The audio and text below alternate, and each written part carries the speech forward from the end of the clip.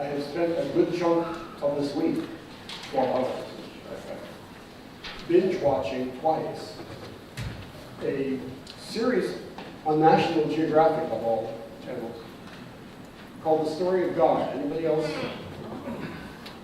It's hosted by Morgan Freeman, who kind of, he's played God in a number of films, so he should be qualified to do it. It is fascinating. I was in tears. I was amazed, and my understanding of these principles, I think, was broadened by what I learned. It's 6 hours. It would be a wonderful class to show one a week or at a time and then have a discussion afterward. Because there is so much that makes us, so much to help us understand and appreciate these principles even more than we do. So much awareness of how universal truth is. And the only issue is who is accepting it and who is ignoring it. He travels all over the world. He touches on many, many religions. Each hour is organized around a theme, and the universality comes through wherever you look. That was the one thing. The other thing is the oneness with science. The fact that science is its own approach to truth, but it is the same truth. It is the same truth. You don't change it. It began, of course, with who is God or what is God. And as you know, I've tried to let go of that name because it just has so many connotations for so many people. It immediately makes people think of traditional church. So spirit or whatever, the divine, whatever strikes me at the moment is what I use. And what I was struck with here was Joel Osteen. He interviews briefly Joel in Houston. Is it Houston? Yeah. Huge, 10,000 people on a Sunday, plus his television ministry. It's just enormous. Now, I've met Joel, I have heard Joel in a unity setting, and he is totally comfortable there, totally comfortable with these principles. And when he was speaking, you wouldn't believe that. Because it made me aware of to what extent our words get in the way of our truth. You know that? I think we're reaching a point now where we have to recognize that we can only go so far with words. We can go further with music. We can go further with chanting. We can go further with meditating. But there's only so far you can go with explaining. He was using terms, like God is available. God is always available to you. And that's certainly true. But the truth is that God is you. There is no place, there is nothing that God is not. And so, there is no separation. We tend to think words immediately separate us. Separate things, one from another. And it's very difficult sometimes to truly define and explain and understand what we mean by unity. The Fillmores did not choose that word lightly. They felt that it was the central truth that this ministry, this movement had to be about. The central thing that every person in the movement has to be about, and that is realizing and then expressing our unity and what that truly means. We are one with the divine. There is no separation. There is no distance. And that means to turn to our power for this month, which is power. That means that there is no lack of power. There is nothing to pray for. There is nothing to ask for that isn't already within you, that isn't already contained in the divine. So that prayer is a conscious choice to bring forth what's already there. God is so much more than we can define. And so the highest level is to recognize the oneness and stop trying to define. Because every time we use words, we use different words, and then we start fighting over the words, and then we start crusades and religious wars, and it gets crazy. You know, there is one God. Well then, one whole hour was spent with the question of, then what about evil? And he traveled the world, starting with Egypt, which is the earliest record we have of a recognition of like a divine retribution. The heart is weighed in balance after death, and you are judged according to how heavy your heart is, which is an image we use all the time, don't we? I have a heavy heart, or I'm so lighthearted. It's a recognition that if we are making negative, fear-based choices, we are going to have a heavy heart. And maybe one of the first things to do when we awaken to the truth or to the possibilities is to work on lightening our hearts, you know? So that it was a very late arrival that anybody decided to personify evil. The Zoroastrians, that was fascinating. Did you know there are still Zoroastrians? Yes. And they're in, well, where else would they be? Los Angeles. And of course, you know, elsewhere in the world too, but the leader he interviewed was in Los Angeles. And their religion initially was about a great conflict. That we were trapped between two forces. The force of Satan and the force of God. And that battle, you know, is always ongoing, and it's going to get even worse. And what's important about that is that when they came back from their exile in Babylon, the Jews bring that idea with them. And suddenly, at that point in Scripture, you see Satan beginning to be personified as a force opposite God. Although I don't believe there is any point in the Bible that would justify some of the ideas about Satan that we grew up with. I mean, didn't you grow up with he had a tail and he was around horns, and he was red, and he was nasty, and he was around the corner, and he was after you, he wanted your immortal soul. That we've created for ourselves, just like we created original sin, you know. There was no original sin when Jesus lived, or when he left, there was no original sin. Sometime later, somebody said, you know, I think original sin would be a good idea. So let's put that on people and make them come to church. Evil. They never quite got to where we are in our understanding of evil, which is error thought.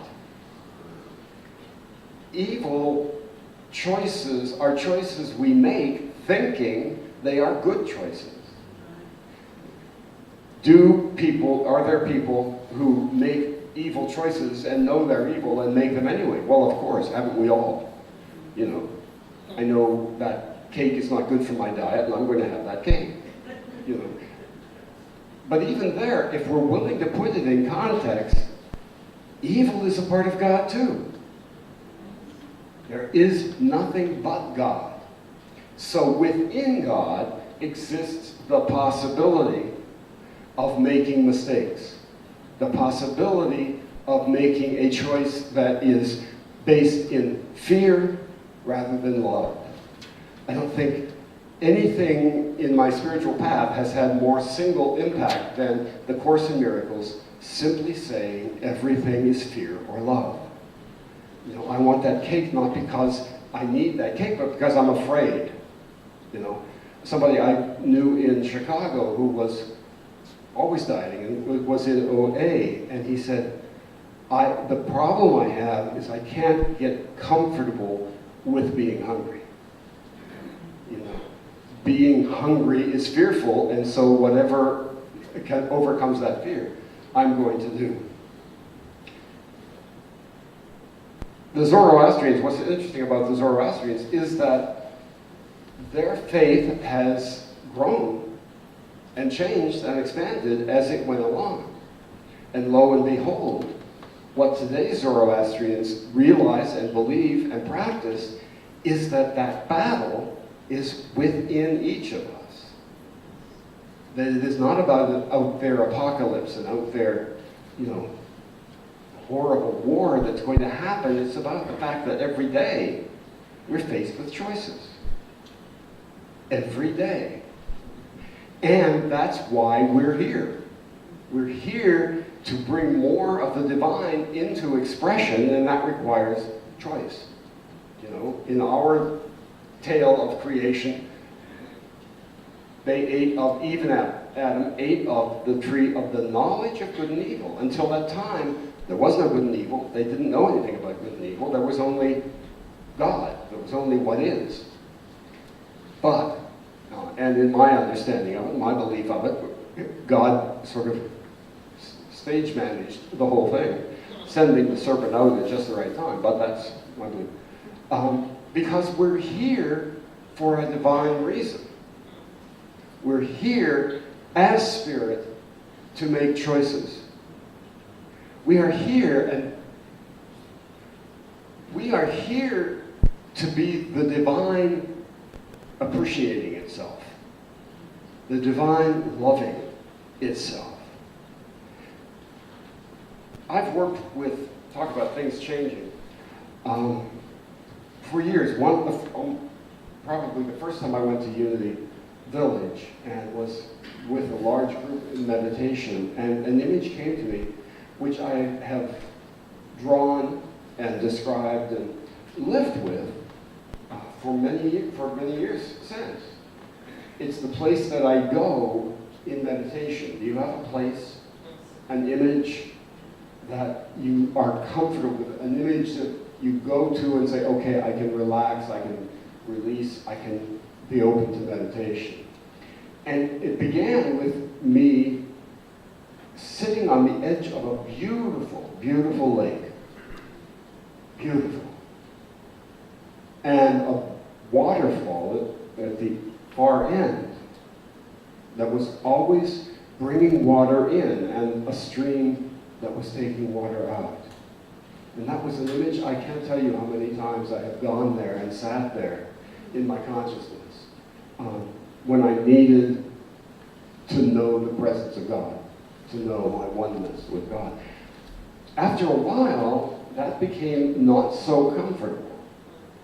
And so I decided I would go into the lake.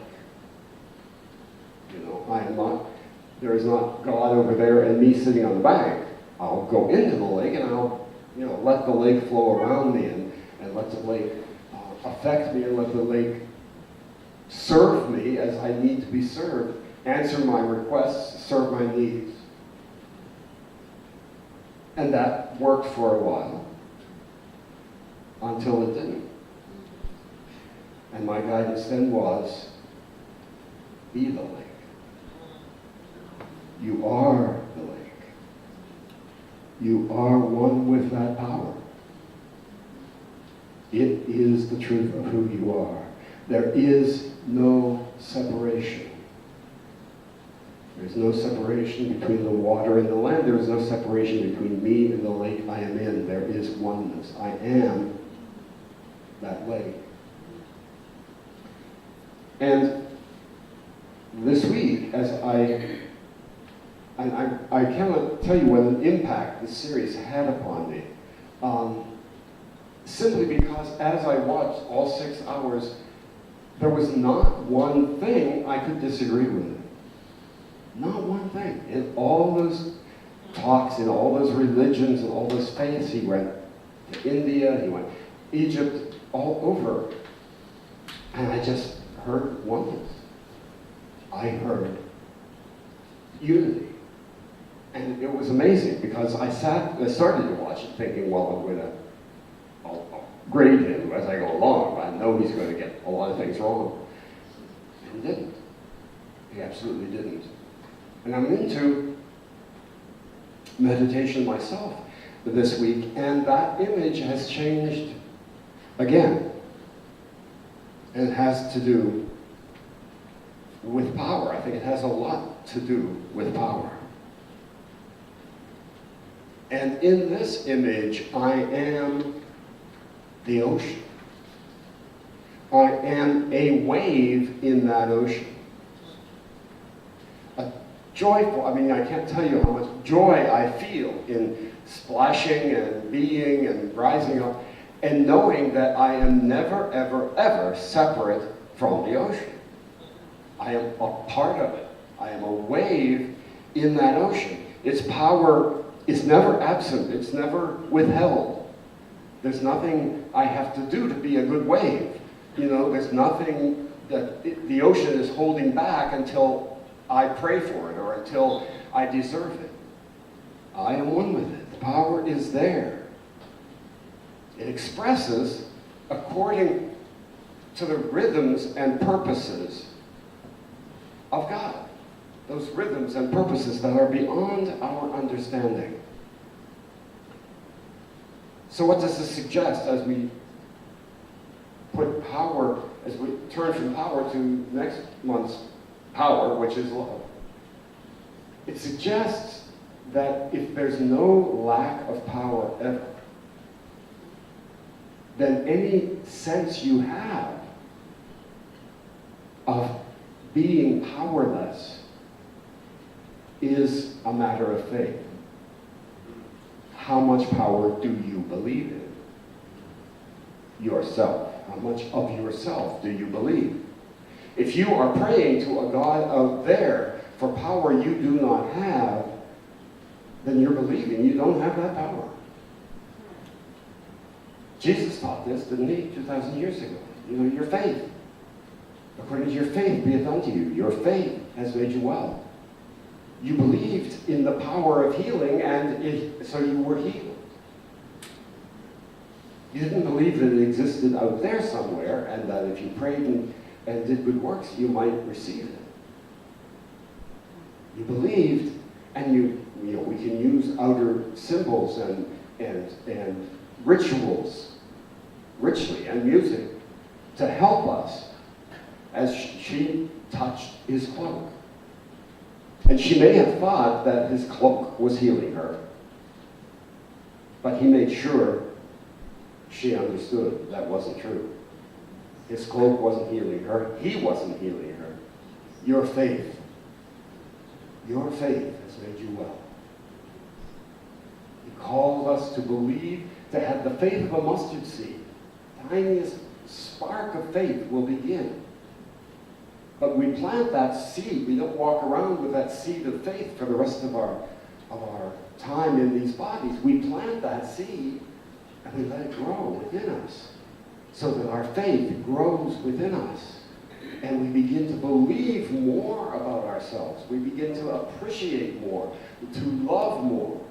We begin to even experience the negatives in our lives, or what seem to be negatives, from that faith. From that willingness to say, in all cases, show me the good. Show me the good. This probably wasn't the most efficient choice I could have made to go into this relationship that I'm now trying to get out of, But show me the good. Show me what I got out of that relationship that is going to deepen my faith and move me further to my spiritual purpose. It's a beautiful, beautiful truth, isn't it? I just can't even put words to how blessed I feel. How blessed I feel to be with you, how blessed I am to see the blessing that you are. It is overwhelming this Sunday. And I will probably forget it tomorrow when I come across a conflict that is, earth-shaking and tragic, like I run out of milk, and it becomes the universe's fault that I run out of milk, and why didn't God put milk in my refrigerator? But I'll remember again, because you will help me remember.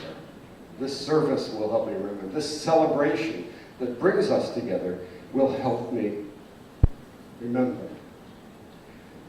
And as I don't even know why I bother typing up outline, because I can't even read the outline from all the written notes that I scribbled as I was coming across and as I was sitting here today.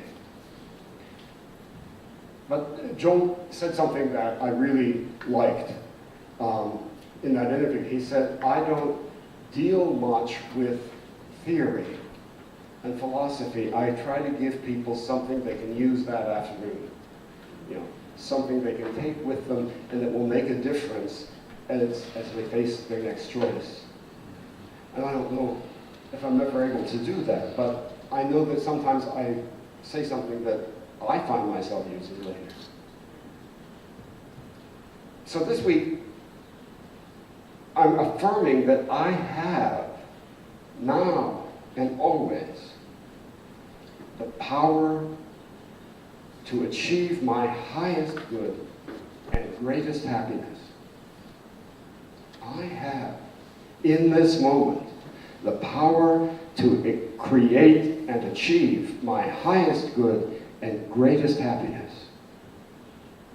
Any perceived weakness or lack is a matter of my faith. A matter of my faith. So it's almost easier, isn't it? The problem is here. You don't have to adjust things in the universe. You just have to turn to your faith and say, how can I expand my faith? How can I nurture it? I allow that faith to expand to infinite dimensions. I am all about learning how to fully express my faith. Learning how to be the divine appreciating itself. I think that's something that Neil Walsh in the First Conversations with God touched on very powerfully. That the allness, it's fine to be allness, but there's nothing else to be. It gets a little lonely being allness. And so there was a need, as there still is in the ocean, for the ocean to express itself. The ocean can express itself with waves. And so the ocean expresses as waves, as you, as me. But it's all one ocean. And there is nothing we can do as waves that will keep us from going back into the ocean and then coming out again. We can have adventures on the shore, as I think all of us are doing, but we go back in the ocean, and then we become another wave, and we express again, and it's joyful. How important it is to me that we begin to deepen our sense of joy. To come together not to solemnly, affirm and become aware of our weaknesses and our negative choices, but that we come together to acknowledge those choices and joyfully celebrate the power that dissolves them, the power that shows us the good. Show me the good, and it is within me, and it will express without as well. It will. If you truly say, show me the good, the universe, that ocean will respond. You'll be hit by another wave, and you'll learn, and you'll appreciate, and you'll understand a little bit more of what your spiritual purpose is, and why, in fact, we're here. Because isn't that ultimately the question? Why are we here? Why are we doing this? What's going on? So, maybe a little more cosmic than I intended to be this morning, but it just had such a profound effect on me. I knew I couldn't not share it with you guys, because this is my family. So this week, as we close our focus on power, know that you have all the power you will ever need for your own life or for your spiritual purpose as it expresses with other people. There is nothing lacking. There may be some work needed on your faith. That's why we meditate. That's why we pray. That's why we chant. Not to find something out there, but to nurture and grow something in here. And as long as we start knowing that nothing is missing, and as long as we're willing to allow our faith to grow, we will grow in awareness. We will know more about our spiritual purpose than we ever imagined. We will find peace in the craziest situations. Peace in crazy election cycles, Peace. Because there's nothing out there to fear. There's only love within me to express. So let's just close our eyes for a moment, and I'll be closed by repeating that thought. Centered in my heart.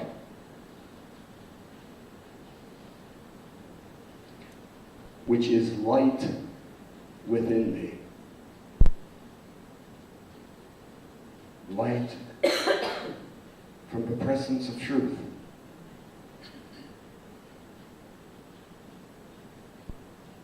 And as Jesus says so beautifully in the Gospel of Mary Magdalene, from truth I tell you,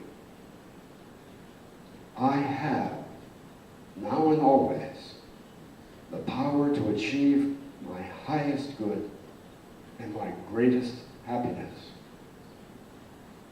I am the divine appreciating itself as it expresses its power through me. Any perceived weakness or lack is a matter of my faith. And in this moment, I allow that faith to grow, to expand, to strengthen, to guide me to infinite possibilities.